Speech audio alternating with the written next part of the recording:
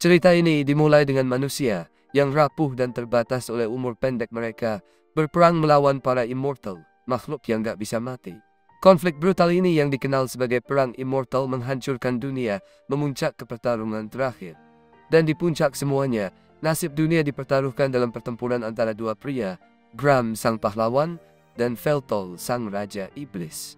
Pertarungan mereka benar-benar legendaris. Kekuatan Feltol nggak ada tandingannya. Kehadirannya aja sudah bikin aura nggak terkalahkan. Tapi walaupun raja iblis sekuat itu, pertempuran akhirnya berakhir dengan satu serangan luar biasa dari Gram. Saat Feltol terkapar kalah, dia mengakui kekuatan Gram. Kagum kalau manusia biasa bisa mengalahkannya. Mereka berdua saling hormat, tapi di dalam hati Feltol masih nggak percaya. Dia kan raja iblis, jauh lebih hebat dari manusia yang lemah. Strateginya, keahliannya dalam militer, kekuatannya, semuanya lebih unggul. Gimana bisa dia kalah? Jawaban Gram simple, hidup. Dia menjelaskan bahwa kelemahan manusia, yaitu hidup mereka yang singkat, justru yang bikin mereka berjuang sekuat tenaga. Kematian mereka bikin mereka kuat, mendorong mereka buat bertahan hidup apapun yang terjadi. Feltol nggak mau nerima itu, tapi sebelum dia menghilang, dia ninggalin Gram dengan peringatan yang menyeramkan. Di mana ada cahaya, kegelapan akan mengikuti. Selama kegelapan ada, aku akan kembali lagi dan lagi. Aku adalah raja yang tak terkalahkan. Dan, dengan kata-kata itu, tubuh Feltol memudar jadi ketiadaan, mengucapkan selamat tinggal kepada saingan terbesarnya. Sementara Gram berpisah dengan musuh yang paling dia benci. Tapi itu baru permulaan. Beberapa waktu kemudian, Feltol terbangun dan mendapati dirinya diciptakan kembali oleh Machina, seorang gadis misterius yang sudah menunggu 500 tahun untuk momen ini. Dia minta maaf karena sambutannya sederhana, tapi Feltol cuma merasa lega karena reinkarnasinya nggak terganggu, dan dia siap melanjutkan misinya menaklukkan bangsa Alnith. Tapi Machina punya kabar. Bangsa yang dulu dia mau taklukkan itu udah nggak ada. Lalu dia menjelaskan bahwa 80 tahun yang lalu, dunia Alnith dan dunia bumi, kedua dimensi itu bertabrakan setelah sebuah peristiwa dahsyat, bergabung menjadi satu. Tabrakan ini menghancurkan kedua dunia, menghapus 90% populasi hanya dalam setahun pertama. Negara-negara pun terpecah, kota-kota saling berperang, dan kekacauan merajalela. Bumi memiliki teknologi canggih, sementara Alnith punya peradaban yang dipenuhi sihir, dan gabungan dari dua kekuatan ini menciptakan dunia baru dengan kemajuan yang gak terbayangkan. Sekarang tahun 2099, dan Feltol kaget, berjuang untuk memahami dunia baru yang asing di sekelilingnya. Saat mereka berjalan melalui kota, seekor ogre besar tiba-tiba menabrak Machina tanpa melihat ke belakang. Feltol marah besar. Gimana bisa manusia-manusia ini nggak tahu siapa Machina? Dia itu seorang perwira tinggi di pasukannya. Memutuskan untuk ngasih pelajaran, Feltol menggunakan seni rahasia sihir tanpa mantra, mengirimkan serangan ke langit. Tapi bukannya takut, penduduk kota malah cuma terlihat jengkel. Machina pun panik, menjelaskan kalau sihir tingkat tinggi dilarang di sini, dan mereka harus segera kabur sebelum para penjaga datang. Saat mereka melarikan diri, Machina mulai mengungkap lebih banyak tentang keadaan dunia. Setelah peristiwa besar yang disebut Phantasm, para immortal tercerai-berai, dan manusia menganggap ini sebagai tanda kelemahan. Manusia pun meluncurkan kampanye brutal untuk memburu para immortal. Senjata anti-immortal dikembangkan, dan para immortal jadi target untuk dimusnahkan. Feltol yang jelas-jelas terguncang dengan semua informasi ini masih cukup fokus untuk bertanya tentang 6 komandan elitnya. Machina lalu menjelaskan kalau kebanyakan dari mereka belum diketahui keberadaannya. Bahkan salah satu dari mereka mengorbankan dirinya untuk melindungi Machina karena tahu kalau dia memegang kunci untuk mereinkarnasikan Feltol. Machina melihat Feltol kelihatan agak kehausan, jadi dia buru-buru pergi untuk membelikannya minuman. Sementara itu, Feltol memperhatikan ada orbs aneh yang mengapung dan berkumpul di sekitar seorang gadis muda yang ada di dekatnya. Gadis ini menggunakan orbs itu untuk menyiarkan adegan vulgar di layar-layar kota, dan Feltol pun mendekatinya dan menuduhnya sebagai penyebabnya. Si gadis langsung menyangkal, tapi Feltol dengan tenang mengungkapkan bahwa dia melihat Aether di sekitarnya. Gadis itu jelas terkejut, menatapnya. Kamu nggak seharusnya bisa melihat itu. Dia memeriksa Feltol dengan pandangan penuh kecurigaan, lalu bertanya, siapa kamu? Tanpa ragu, Feltol menjawab, aku adalah Raja Iblis. Si gadis pun tertawa, jelas nggak menganggapnya serius. Tapi Veltol yang cuek dengan reaksinya hanya bertanya bagaimana dia mengubah siaran tersebut. Gadis itu menjelaskan bahwa yang dia lakukan adalah ether hacking dan mulai menjelaskan detail yang nggak terlalu dipahami Veltol. Jadi dia menghentikannya dan langsung bertanya apakah dia kenal seseorang bernama Markus. Si gadis mengira dia sedang bicara soal seorang CEO terkenal dan langsung mengarahkan Veltol ke perusahaan milik Markus. Veltol pun berjalan masuk ke gedung itu dengan penuh percaya diri, seperti seorang bos, dan menyuruh resepsionis untuk mengumumkan kedatangannya. Gak lama kemudian, sekretaris Markus Kinohara muncul dan mengantarnya melewati lorong. Veltol sempat melihat makhluk kecil yang aneh muncul berulang kali di berbagai tempat, dan Kinohara dengan bangga menjelaskan bahwa itu adalah maskot perusahaan. Akhirnya Veltol bertemu Markus, dan tanpa ragu, dia langsung mengingatkan Markus kalau itu nggak sopan tetap duduk di hadapan Raja Kegelapan. Markus hanya melihatnya dan bertanya, "Kenapa kamu kesini?" Veltol merasa sangat tersinggung. Dia mengira Markus akan merayakan kebangkitannya. Jadi dia menjelaskan bahwa dia datang untuk membangun kembali kerajaan Immortal dan mengklaim kembali tahtanya. Tapi Markus malah tertawa keras tepat di depan wajahnya, menolak untuk membantu, bahkan nggak menganggap Veltol serius sama sekali. Padahal Veltol adalah rajanya. Veltol yang jelas-jelas udah kesal, langsung bersiap ngasih pelajaran ke Markus. Tapi tiba-tiba Kinohara muncul dan menghentikan serangannya. Yang bikin Veltol terkejut, Kinohara menggunakan sihir armament forging. Markus lalu nyuruh Kinohara mundur, dan sambil menatap lurus ke mata Veltol, dia bilang kalau Veltol udah jadi lemah. Katanya luka seperti yang baru dia terima barusan seharusnya bisa sembuh dalam sekejap kalau Veltol masih dalam masa kejayaannya. Markus pun tertawa, mengatakan bahwa itu konyol kalau Veltol berpikir dia bisa menaklukkan apapun, sementara kerajaannya sudah lama hilang dalam kehampaan. Dia menolak tunduk pada seseorang yang lemah dan bahkan mengusir Veltol seperti nggak ada harganya.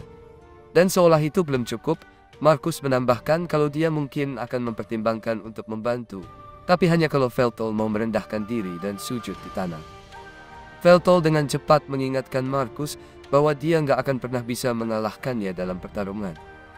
Namun saat Veltol bergerak untuk mengajari Markus pelajaran, dia terkejut melihat Markus menggunakan Spellbreaker, menghancurkan serangannya seketika. Veltol, sang raja sihir tanpa mantra, tiba-tiba dibuat tak berdaya oleh seorang manusia yang bahkan gak punya bakat sihir sama sekali. Lalu Markus memutuskan untuk sedikit bermurah hati, mengungkapkan sebuah perangkat aneh. Di belakang lehernya ada sebuah gadget hasil kebijaksanaan umat manusia, alat sihir bernama Familia. Markus menjelaskan bahwa untuk mengaktifkan sihir biasanya butuh 4 langkah. Tapi dengan implan Familia, 3 langkah itu bisa dilewati. Ini kayak cheat code, memungkinkan siapapun untuk menggunakan sihir hanya dengan memilih dan mengucapkan satu kata. Nggak perlu mantra atau ritual rumit. Tapi Markus menambahkan, dia secara khusus merancang Familia, supaya makhluk yang lebih tinggi seperti Veltol nggak bisa menggunakannya. Dia udah memperkirakan Veltol bakal kembali, dan memastikan bahwa apapun yang terjadi, Veltol nggak akan bisa mengambil alih kendali. Veltol mencoba menyerang lagi, tapi Markus dengan mudah menghancurkan sihirnya. Dia menjelaskan bahwa di dunia ini, Familia adalah kebutuhan. Tanpa alat itu seseorang terlalu lambat. Markus melanjutkan, mengungkapkan bahwa sebenarnya dia nggak pernah suka sama Veltol. Memang, dia bersumpah setia pada Veltol, tapi dia merasa Veltol itu tiran, arogan, dan selalu lebih unggul dalam segala hal. Markus capek hidup dalam bayang-bayang Veltol, tapi Veltol bahkan nggak pernah menyadarinya. Dengan penuh kepastian, Markus memutuskan bahwa sudah waktunya Veltol pergi. Dia memanggil Bloodsword-nya, mengirimkan belati ke dada Veltol, melontarkannya keluar jendela. Dan saat Veltol terlempar di udara, Markus menyelesaikan pekerjaannya, meledakkan belati-belati itu dan menyatakan bahwa Raja Iblis akhirnya mati. Sekarang Markus mengklaim dirinya sebagai Raja Iblis yang baru. Sementara itu, ternyata Veltol masih hidup, tapi regenerasinya sangat lambat dan menyakitkan.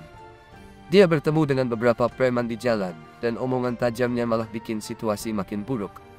Machina akhirnya menemukannya dalam keadaan babak belur. Di kereta, dia meminta maaf karena ragu-ragu memberitahu Veltol tentang pengkhianatan Markus, tapi Veltol memaafkannya. Katanya mengetahui hal itu nggak akan mengubah apapun. Machina membawa Veltol ke rumahnya, Dan Veltol awalnya terkesan berpikir kalau Machina berhasil mengamankan sebuah kastil besar di era ini. Tapi begitu mereka masuk, ternyata dugaan Veltol salah besar. Machina mengajaknya masuk ke apartemen kecilnya, dan Veltol mengira ruangan pertama itu adalah gudang penyimpanan. Tapi ternyata itu adalah seluruh ruang tinggal Machina. Veltol pun tertawa, berpikir kalau ini pasti lelukon, tapi Machina sangat serius. Dia menjelaskan kalau pekerjaannya nggak dibayar dengan baik. Dan Veltol pun menyadari bahwa Machina sudah hidup seperti ini selama berabad-abad. Tergerak oleh kesetiaan Machina, Veltol memberitahunya bahwa dedikasinya adalah sesuatu yang gak akan pernah dia lupakan. Mendengar kata-kata itu, Machina terharu, dan akhirnya berabad-abad yang lalu, Machina dianiaya oleh orang-orang di zamannya. Begitu mereka tahu kalau Machina itu immortal, gak bisa mati, mereka otomatis nyalahin dia atas semua masalah mereka. Dan yang mereka pikir cara terbaik buat ngatasin masalah ini adalah dengan melemparnya ke dalam gunung berapi. Tapi sebelum Machina sempat menyentuh lava, tiba-tiba Veltol muncul dari entah di mana dan menyelamatkannya. Itu pertama kalinya mereka ketemu. Alasan kenapa Veltol datang, karena dia dengar ada immortal lain seperti dia di daerah itu. Dan begitu dia ngelihat Machina, dia nggak kecewa sama sekali. Veltol langsung nawarin Machina untuk mengabdikan tubuh dan jiwanya untuk dia. Dan sejak hari itu, Machina tetap setia pada Veltol. Machina bangun karena alarmnya, dan sebelum Veltol bangun, dia langsung ke dapur buat masak sarapan. Sambil nunggu supnya mendidih, dia memanggil asisten virtualnya, Alec. Dan versi mini dirinya sendiri muncul di pandangan matanya. Alec ngasih update tentang tanggal, waktu, dan kondisi cuaca saat ini. Machina tanya kabar Alec, jadi Alec langsung menjalankan pemeriksaan sistem penuh, dan melaporkan kalau semuanya dalam kondisi sempurna. Bagus sih, tapi itu artinya nggak lama lagi Veltol dan Machina bisa mulai bekerja, persis seperti yang diinginkan Machina. Setelah sarapan selesai dibuat, Machina pergi membangunkan Veltol dan menyajikan makanan buat dia. Veltol belum pernah melihat makanan seperti ini sebelumnya, tapi dari baunya saja dia sudah bisa tahu kalau rasanya pasti enak. Dia mengambil sumpitnya untuk mencicipi, dan benar saja dia suka banget sama masakan buatan Machina. Mendengar pujian dari Veltol, hati Machina jadi senang banget. Setelah selesai makan, Veltol tanya apakah Machina tahu keberadaan immortal lain. Machina bilang, memang ada beberapa immortal lain yang berhasil lolos dari perburuan immortal, tapi belakangan ini, banyak immortal yang tiba-tiba menghilang. Bahkan, Machina kehilangan kontak dengan dua orang pembantunya yang dekat, Ornard dan Palmlock. Dia berharap mereka cuma sembunyi, tapi tanpa ada cara untuk menghubungi mereka, dia nggak bisa yakin. Veltol pun bertanya apakah perburuan immortal masih terjadi, tapi Machina menjawab kalau perburuan itu sudah berhenti sejak beberapa dekade yang lalu. Dulu, perburuan itu dimulai oleh Marcus untuk mengamankan posisinya di puncak kekuasaan. Dan sekarang setelah dia punya semua kekuatan, nggak ada alasan lagi buat melanjutkannya. Kebencian orang-orang terhadap immortal juga semakin berkurang selama bertahun-tahun, jadi nggak terlalu bahaya kalau terlihat di luar. Setelah kedua pembantunya hilang, Machina sempat pergi ke apartemen mereka buat ngecek keadaan, dan tempat itu berantakan banget. Jadi dia berasumsi pasti ada pertarungan yang terjadi di sana. Tapi satu-satunya petunjuk yang bisa dia temukan adalah sebuah catatan yang bertuliskan Immortal Furnace. Saat Veltol membaca pesan itu, dia meraih cangkir tehnya, tapi tiba-tiba merasakan nyeri tajam yang bikin dia tersentak, dan dia pun menumpahkan tehnya kemana-mana. Ternyata dia belum sepenuhnya sembuh dari luka-lukanya kemarin, dan bukan cuma regenerasinya yang melemah, tapi semuanya tentang dirinya jadi lebih lemah dibandingkan sebelumnya. Bahkan, sihir yang dia gunakan saat pertama kali tiba di sini, seharusnya punya efek yang jauh lebih besar kalau Veltol dalam keadaan penuh kekuatan.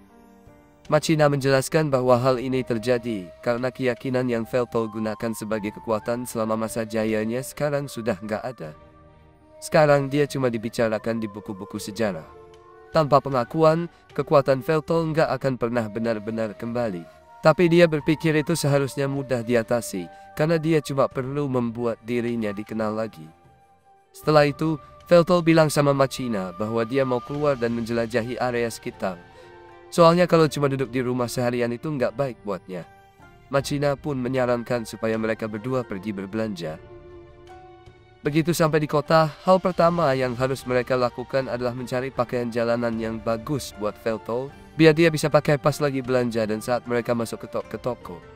Machina minta dia berdiri di atas platform supaya mesin bisa melakukan pemindaian 3D terhadap tubuhnya. Machina meminta maaf karena hanya bisa membeli pakaian murah di toko karena anggarannya yang terbatas. Tapi Veltol bilang dia nggak masalah. Soalnya kecantikan alaminya pasti terlihat bagus dalam pakaian apapun. Setelah mengambil ukuran tubuhnya, Machina nanya apakah Veltol punya preferensi. Tapi Veltol nggak terlalu tahu tentang gaya zaman sekarang, jadi dia menyerahkan pilihan itu ke Machina. Machina memutuskan untuk meminta Alec membuat pilihan yang paling optimal untuk Veltol dengan mempertimbangkan anggaran dan kepraktisan. Setelah sedikit memproses, Alec memilihkan sebuah setelan olahraga, tracksuit. Machina awalnya nggak yakin setelan olahraga itu pilihan yang baik. Tapi begitu Veltol melihatnya, dia langsung jatuh cinta sama penampilannya. Dia bahkan lebih tertarik dengan desain di bagian belakang. Jadi Machina menjelaskan itu adalah bahasa kuno yang digunakan oleh orang-orang yang pernah tinggal di tanah ini, dan simbol-simbol di jaket itu berarti Raja Iblis. Karena Veltol kelihatannya suka, Machina pun mengambil setelan olahraga itu untuk Veltol dan keluar dari toko. Tapi sebelum dia pergi, Veltol menarik perhatiannya karena mereka belum membayar. Namun, Machina menjelaskan bahwa semua transaksi dilakukan secara otomatis. Setelah itu, mereka makan di sebuah restoran cepat saji. Saat duduk bersama, Veltol nanya ke Machina, gimana rasanya punya Familia terpasang. Selain pengkhianatan Markus, Familia jelas-jelas adalah perangkat yang revolusioner. Jadi dia penasaran. Machina menjelaskan bahwa Familia itu sangat praktis, karena nggak hanya mempermudah penggunaan sihir, tapi juga bisa digunakan untuk mengumpulkan informasi, berbelanja, atau bahkan berkomunikasi. Sebelum Familia jadi umum, orang-orang pakai smartphone buat hal-hal ini, tapi itu sangat merepotkan karena harus dipegang. Veltol minta untuk melihatnya, jadi dia memutar tubuh Machina dan mulai menyentuhnya. Machina agak terkejut pada awalnya, tapi dia sebenarnya sangat menikmati ini. Sampai-sampai Familianya harus memperingatkan dia bahwa detak jantungnya tiba-tiba meningkat. Setelah Veltol selesai memeriksanya, dia nanya apakah tidak terasa tidak nyaman punya Familia terpasang di tengkuknya. Machina bilang, memang terasa aneh pada awalnya, tapi dia terbiasa setelah perusahaan dilarang menayangkan iklan langsung ke kepala orang. Sulit untuk menjalani kehidupan sehari-hari tanpa perangkat ini. Tapi di sisi lain, punya Familia nggak selalu membuat hidup lebih baik, seperti yang terlihat dari situasi kehidupannya sekarang. Saat mereka berjalan pulang, Veltol mengumumkan bahwa dia akan mencari pekerjaan. Machina kaget dan bilang ke Veltol bahwa dia nggak perlu melakukan sesuatu karena dia sudah bekerja. Meskipun kondisi hidupnya sekarang kurang ideal, dia meyakinkan Veltol bahwa dia akan memberikan gaya hidup yang lebih baik untuknya. Dia bilang dia akan ambil lebih banyak shift atau bahkan mungkin dapat 2 atau 3 pekerjaan lagi. Tapi Veltol memotong dan bilang bahwa zaman sudah berubah. Dia bukan Gok yang maha kuasa seperti dulu. Jadi dia perlu beradaptasi dengan keadaan sekarang. Dan yang paling penting, dia merasa nggak enak kalau cuma duduk-duduk santai sementara Machina bekerja keras untuk memberikan makanan, pakaian, dan tempat tinggal untuknya. Tanpa tugasnya sebagai raja untuk mengisi waktu, dia perlu mencari pekerjaan. Tapi itu nggak berarti dia sudah menyerah untuk menaklukkan dunia. Dia nanya ke Machina apakah dia bersedia untuk terus melayaninya. Dan Machina bersumpah untuk selalu ada di sampingnya sepanjang hidupnya.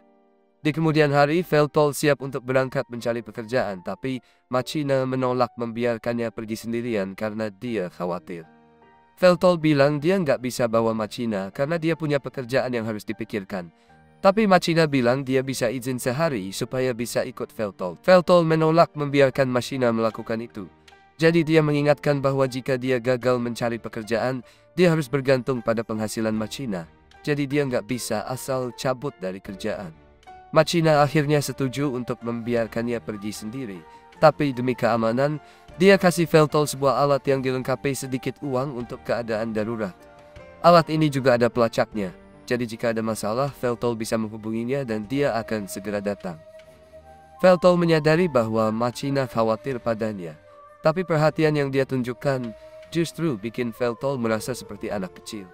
Walaupun dia bilang mau pergi sendiri, dia sebenarnya nggak punya ide tentang jenis pekerjaan apa yang tersedia atau bagaimana cara mendapatkannya.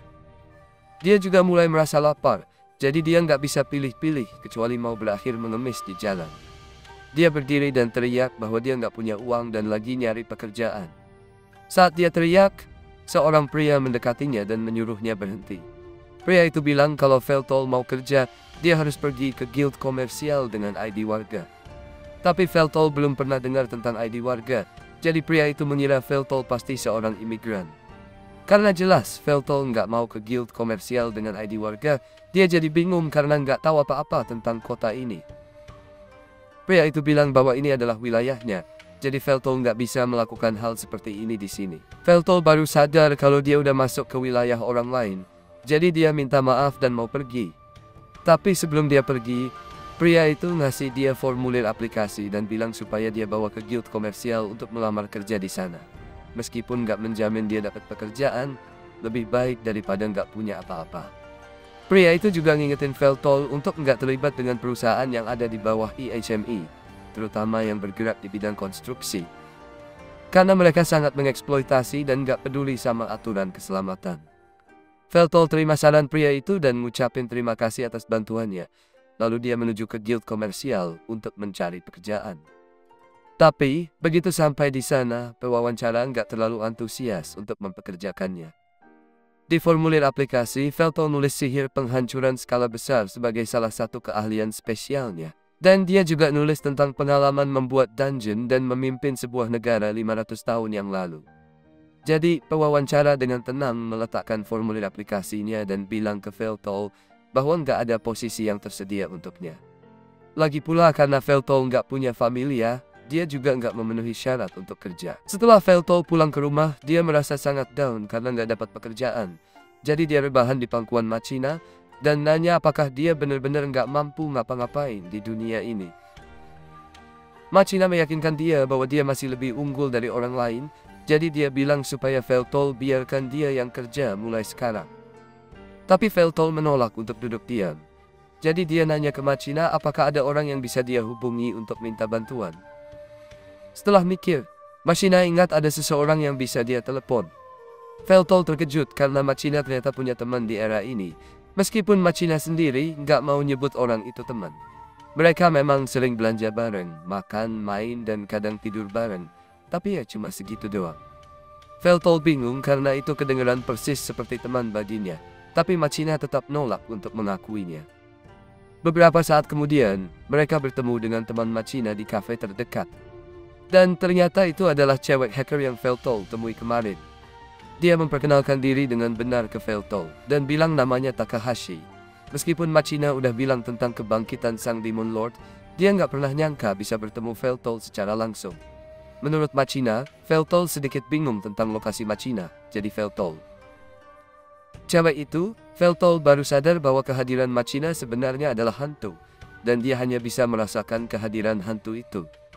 Setelah beberapa jam, Machina merasa aman dan dibawa ke ruang eksekusi setelah interogasi Veltol. Mereka kembali ke Machina. Dia mulai ngetok-ngetok Veltol untuk memastikan dia beneran ada, dan Machina teriak supaya dia jangan kurang ajar. Tapi Veltol bilang gak apa-apa, karena dia yang minta bantuan. Veltol nanya bagaimana Takahashi dan Machina bertemu. Jadi Takahashi mulai menjelaskan bahwa dia ketemu Machina di situs Doujin. Tapi setelah melihat ekspresi Machina, dia sadar sepertinya dia nggak boleh cerita tentang riwayat pencarian Machina. Jadi dia bilang supaya Veltol lupa tentang itu. Pas itu Veltol ngeliat familia di leher Takahashi. Jadi dia menjulurkan tangan untuk memeriksanya, yang bikin Takahashi panik. Tapi dia ngizinin Veltol buat menyelesaikan apa yang dia lakukan. Veltol minta maaf karena membuatnya kaget. Tapi dianya kalau familia Takahashi beda dari punya Machina. Jadi dia lagi pengen tahu bagaimana cara kerjanya. Takahashi kaget karena Veltol bisa ngelakuin semua itu cuma dengan sentuhan. Jadi Machina jelasin bahwa Veltol punya kemampuan Sage Eye yang bikin dia bisa ngelihat aliran mana untuk ngerti komposisi dari setiap objek yang dia sentuh. Dia punya gambaran umum tentang bagaimana familia bekerja, tapi masih banyak komponen yang dia belum bisa analisis sepenuhnya. Tapi itu masalah untuk hari lain. Karena alasan mereka ada di sini sekarang adalah untuk nanya apakah Takahashi bisa ngenalin Veltol ke beberapa pekerjaan. Dia nanya kenapa Veltol nggak langsung aja ke guild komersial, tapi dia udah coba itu, dan ditolak karena nggak punya familia. Dan karena ada vendetta dari seorang CDO tertentu, Veltol nggak bisa pasang Familia. Jadi mereka berharap Takahashi punya ide. Takahashi mikir sejenak, dan Veltol adalah seorang raja iblis berusia 500 tahun yang terlihat muda dengan suara yang keren, wajah yang tampan, dan tanpa Familia. Cuma ada satu pilihan jelas yang tersedia. Jadi diputuskan bahwa Veltol akan jadi seorang streamer. Dia menangis dalam pelukan Veltol.